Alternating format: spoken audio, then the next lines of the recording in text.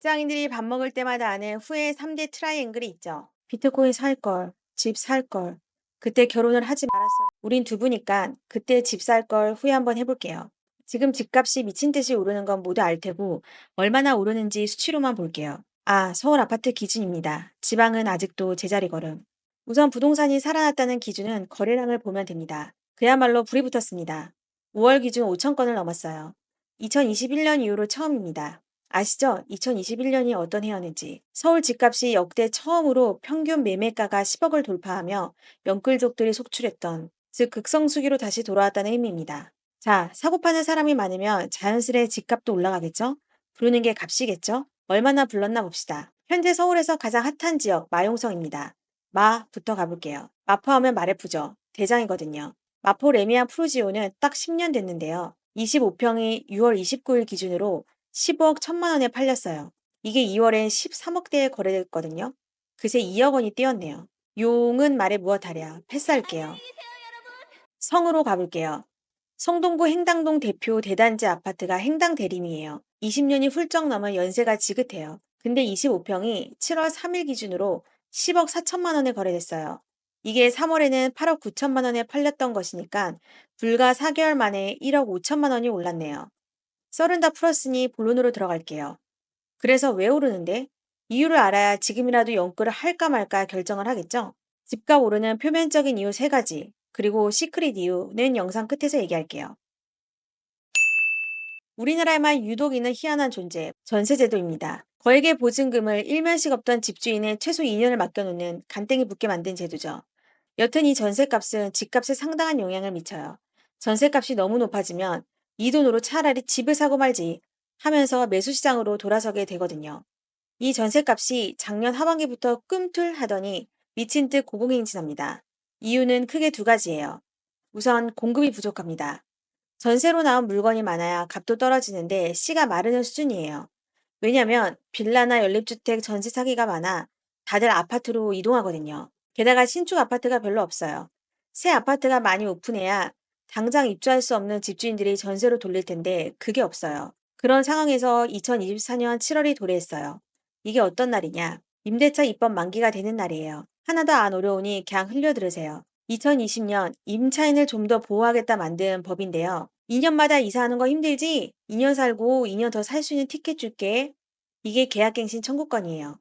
티켓 쓰면 보증금이 기존 대비 5%까지만 올릴 수 있어. 이게 전월세 상한제입니다. 이게 2020년에 시행했다 했죠? 티켓 썼으면 만기되는 게 4년 뒤인 바로 2024년 7월입니다. 집주인 입장에서 생각해 볼게요. 원래 2년 끝나고 새 임차인 받으면 시세대로 전세값을 받을 수 있어요. 근데 살던 사람이 2년 연장 티켓을 썼으니 5%까지밖에 못 올렸어요. 우리 집만 보증금이 가장 싸네요. 열받아요. 이를 바득바득 갑니다. 그 4년이란 봉인이 올해 7월쯤 풀리네요. 이제까지 못 올린 전세금 한꺼번에 올릴 거예요. 그래서 임대차 입법이 전세값을 끌어올린 주범이라며 윤 정부가 이를 폐지하겠다고 나섭니다. 하지만 야당은 서민 우대 정책을 맘대로 폐지하면 안 된다며 반발하고 있죠. 전세도 공급 부족으로 가격이 올랐잖아요. 매매도 마찬가지예요. 이 부분은 눈을 좀 더 크게 떠야 합니다. 앞으로 집값이 더 오를까에 대한 힌트가 들어있거든요. 우리나라 사람들 대부분은 아파트를 선호해요. 그냥 아파트 말고 서울 아파트요. 근데 이미 꽉꽉 들어차 있으니 그 많은 수요를 감당하려면 더 높게 다시 지어야겠죠? 즉 재개발, 재건축을 해야 하는 거예요. 문제는 열심히 한다고만 외쳤지 정작 공사에 들어간 건수는 얼마 안 된다는 거예요.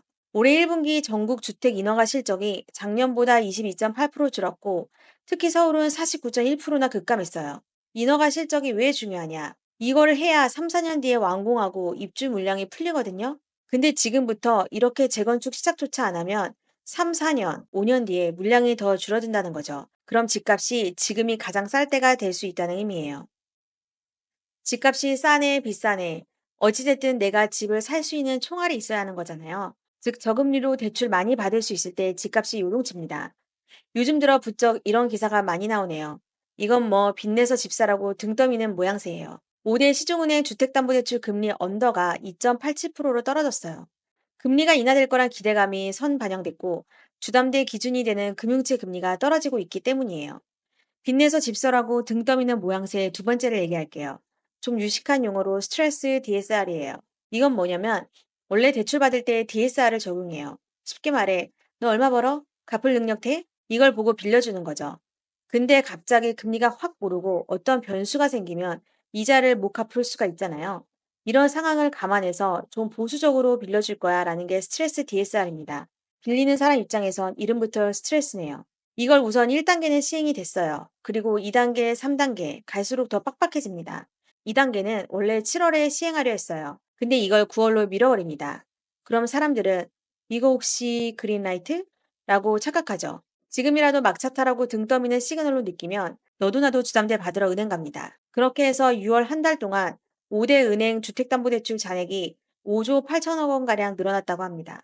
이러한 삼박자가 맞아떨어져 집값이 하늘을 향해 솟구치는 중입니다. 마치 3년 전의 데자뷰 같아요.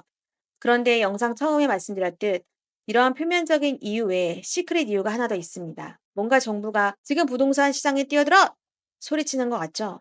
그런 느낌 받았다면 두부와 같은 필링이네요. 좋아요, 구독 눌러주시면 더 좋은 영상 만들게요. 부동산 PF, 프로젝트 파이낸싱인데요.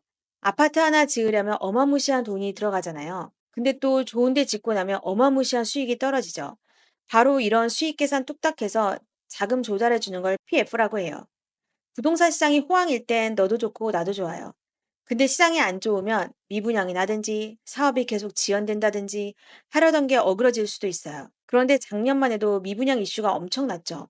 지방은 물론이고 서울도 마찬가지고요. 그렇게 건설사가 망하면 돈 빌려준 금융사도 엄청난 여파가 가게 됩니다. 그래서 원래 올해 초 부동산 PF 터질 거다. 그럼 부동산 시장 초토화된다. 이런 얘기 많았습니다. 그런데 그게 뭐야? 라는 분위기로 흘러가고 있죠. 오히려 집값은 엄청 상승하고 있어요. 왜 그럴까요? 부동산 PF 터지면 나라 경제가 흔들릴 텐데 정부가 이걸 가만히 냅둘까요? 폭탄이 떨어지는 것을요? 그럼 미분양 안 나고 사업 지연 없이 착착 공사가 진행되려면 어떻게 해야 할까요? 심리를 이용해야겠죠. 집값이 올라가고 지금 안 사면 안 된다는 분위기를 형성하는 거죠. 그리고 고분양가라도 너도 나도 청약에 뛰어들게 하려면 주변 시세보단 그나마 싸네 이런 인식을 줘야 합니다. 그렇다는 건 주변 시세, 즉 집값 자체를 올려야 하겠죠. 그래서 지금의 집값 상황이 왔다는 분석입니다. 물론 기사를 찾아보면 집값 상승 요인으로 앞에 표면적인 이유 3개만 나오지 이 시크릿 이유는 찾아보기 힘듭니다. 말 그대로 시크릿이니까요. 쉿! 그래서 결론은 그냥 올해는 계속 집값이 올라갈 것 같아요. 이제 막 불이 붙었는걸요. 그래서 지금 뛰어들어야 할까요? 어차피 서울 아파트는 우상향이니까 답은 하나입니다. 집을 살 수 있는 여건이 된다면 그때가 집을 살 때입니다. 뭐 이거야말로 딜레마네요.